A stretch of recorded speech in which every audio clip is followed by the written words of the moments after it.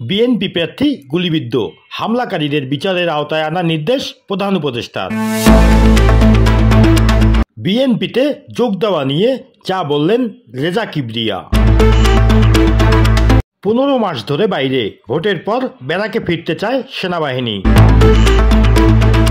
নির্বাচনের পর দেশ ও আইনশৃঙ্খলা পরিস্থিতি স্থিতিশীল হবে, সেনাবাহিনী। সাউন্ড গ্রেনেডের শব্দে কেঁপে উঠল লালমনিরহাটের সীমান্ত।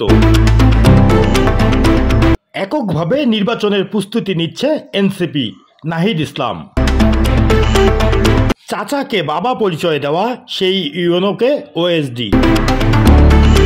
পদত্যাগ করে নির্বাচনের ঘোষণা অ্যাটর্নি জেনারেল মোহাম্মদ আসাদুজ্জামানের।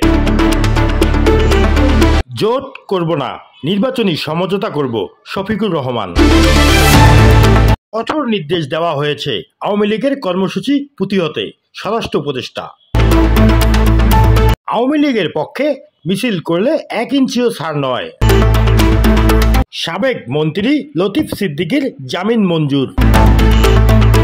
লালমনিরহাটে জমির রেজিস্ট্রির টাকা নিয়ে প্রতারণা ও মারধরের অভিযোগ। লালমনিরহাটের তিস্তা ব্যারাজ থেকে দেখা গেছে বিশ্বের 3য় সর্বোচ্চ পর্বতশৃঙ্গ কাঞ্চনজঙ্ঘা।